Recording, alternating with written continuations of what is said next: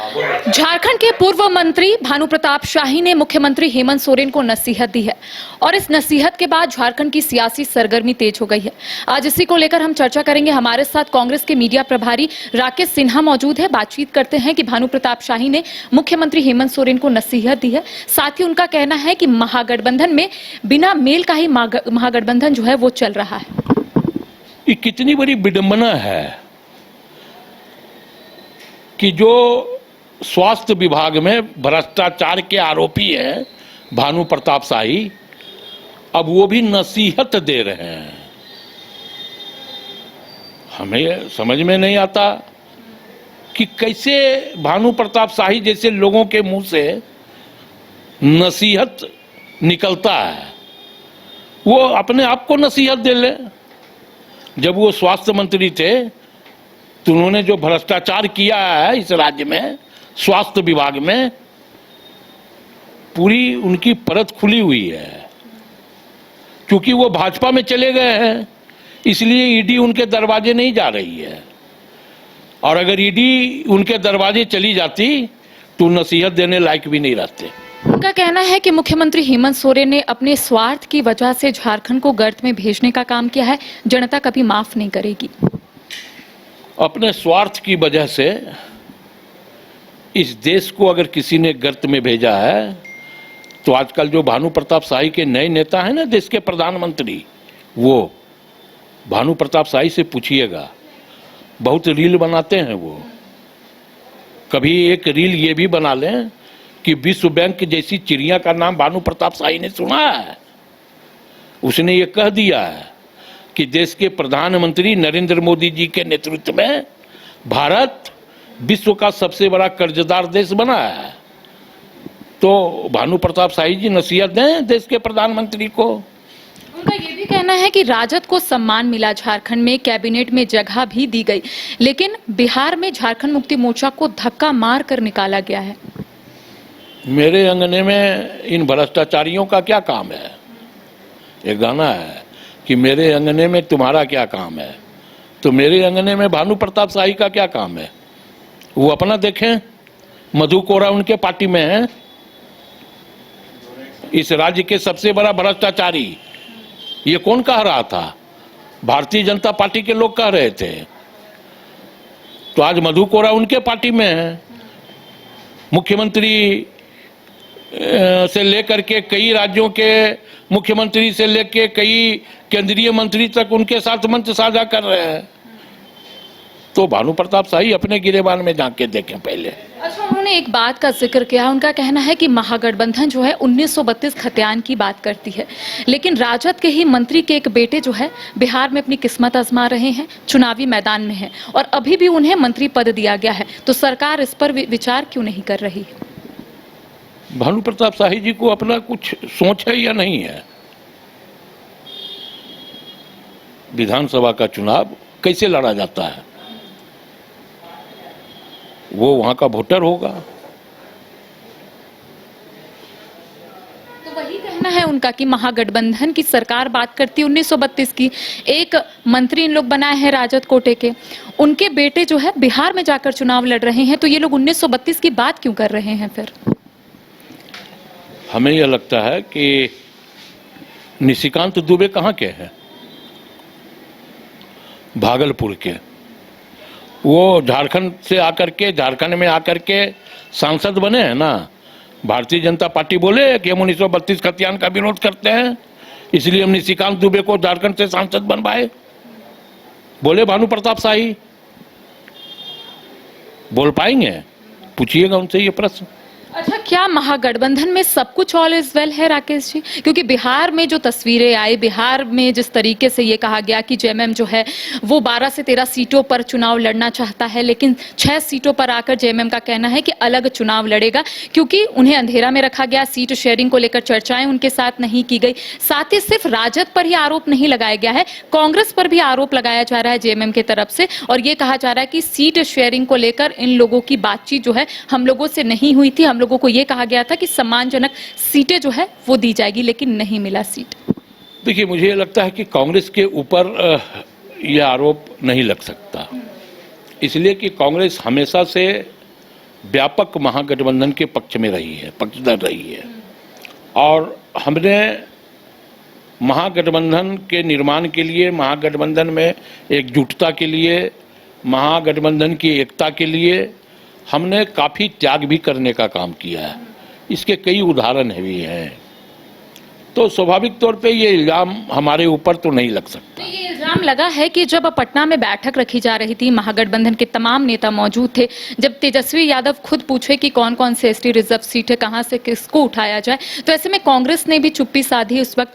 तो उनका कहना है कि कांग्रेस भी तो अपनी बात रख सकती थी अगर जेएमएम के कोई वहां पर प्रतिनिधि मौजूद नहीं थे तो। नहीं, जब प्रतिनिधि मौजूद नहीं था तो हमें लगता है कि बिहार के कौन लोग वहाँ मौजूद थे, उन लोगों ने क्या बातें रखी,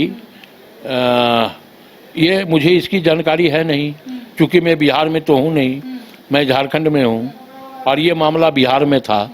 बिहार में कब बैठकें हुई, कौन कौन उस बैठक में मौजूद था, इसकी मुझे जानकारी नहीं है। तो जिसकी मुझे जानकारी नहीं है उस पर मैं प्रतिक्रिया दे भी नहीं सकता, करिश्मा जी। लेकिन आपको नहीं लगता कि बिहार में चुनाव है और ऐसे में ये भी कहा जा रहा है कि आने वाले समय में मुख्यमंत्री हेमंत सोरेन को न्योता भी दिया जाएगा चुनाव प्रचार प्रसार के लिए, लेकिन ये भी माना जा रहा है कि इसका असर जो है कहीं ना कहीं झारखंड में भी देखने को मिलेगा, चूंकि सुदीप कुमार सोनू जो झारखंड के मंत्री है उनका कहना है कि इस चुनाव के बाद एक मंथन किया जाएगा महागठबंधन को लेकर। मंथन तो बराबर होते रहता है, सरकार के काम क्रियाकलापों का, कार्यों का, मंत्रियों के क्रियाकलापों का, कार्यों का हम मंथन करते रहते हैं, हम समीक्षा करते रहते हैं संगठन का। तो हम तमाम मुद्दे पे समीक्षा करते रहते हैं, मंथन करते रहते हैं। घाटशिला में उपचुनाव है, आरजेडी का समर्थन आप लोगों को मिला है? मुझे ये लगता है कि आरजेडी का कोई उम्मीदवार घाटशिला में नहीं है। महागठबंधन का है ना? मैं वही कह रहा हूँ। तो जब महागठबंधन का उम्मीदवार वहाँ है तो इसका मतलब है कि महागठबंधन का समर्थन महागठबंधन के उम्मीदवार के साथ है।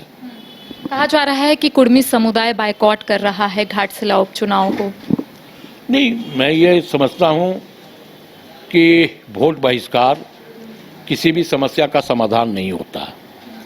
अगर वोट बहिष्कार होगा तो स्वाभाविक तौर पे इससे लोकतंत्र कमज़ोर होगा और इससे संविधान भी कमज़ोर होगा, और जब संविधान और लोकतंत्र कमज़ोर होगा तो देश कमज़ोर होगा। इसलिए वोट बहिष्कार किसी समस्या का समाधान नहीं है। हम अपनी मांग हर पटल पे रख सकते हैं, यह देश का संविधान ने हमें अधिकार दिया है। तो ऐसे में वोट बहिष्कार करना यह ठीक नहीं है। जो धोखा शब्द का प्रयोग किया जा रहा है कांग्रेस और राजद पर, इसको कांग्रेस किस रूप में ले रही है? चूंकि अगर हम जेएमएम के कई नेताओं का बयान सुने तो उन्होंने कड़े शब्दों का प्रयोग किया है, धोखा का प्रयोग किया। उनका कहना है कि धोखा मिला है जेएमएम को और इस बार धोखा जो है जेएमएम बर्दाश्त नहीं करेगा। नहीं, देखिए, हमें ये लगता है कि कांग्रेस के ऊपर इन शब्दों का उपयोग नहीं किया जा सकता, क्योंकि हम ना तो किसी को धोखा देते हैं, बल्कि हम एक व्यापकता की बात करते हैं। और यह कांग्रेस का ही के व्यापकता का ही परिणाम था कि हमने एक व्यापक राष्ट्रीय स्तर पे, राज्य स्तर पे हमने एक महागठबंधन बनाने का काम किया, और इसका फलाफल यह भी निकला कि इस महागठबंधन से पूरी तरह ये वोट चोर लोग सहम गए हैं, डर गए हैं। तो ऐसे में हमारी व्यापकता ही हमारी सबसे बड़ी मजबूती है, और हमने कई बार महागठबंधन को बचाने के लिए महागठबंधन के अंदर हमने कई बार त्याग करने का भी काम किया है। इसके कई उदाहरण हैं, हमने पूर्व में भी ये बातें कही है। एक उदाहरण दे दीजिए। तो मुझे ये लगता है कि नहीं, आप बड़े पत्रकार हैं, आप उन उदाहरणों को खोज भी सकती हैं। तो हमें लगता है कि अगर आप खोजेंगी तो स्वाभाविक तौर पे वो धरातल पे आपको दिखेगा। तो इसलिए मैं आपसे आग्रह भी करूंगा कि आप उन उदाहरणों को ये बताइए कि सीट शेयरिंग जो हुई है बिहार में, कांग्रेस उससे खुश है? क्योंकि कांग्रेस का कहना था कि पिछले बार 70 सीटों पे कांग्रेस चुनाव लड़ी है, इस बार 90 सीटों पर कांग्रेस चुनाव लड़ना चाहती है, इस बार 60 सीट आप लोगों को मिले, तो कांग्रेस खुश है ना सीट शेयरिंग जो हुई है बिहार में? हम चुनाव बिहार में लड़ रहे हैं, मजबूती के साथ लड़ रहे हैं।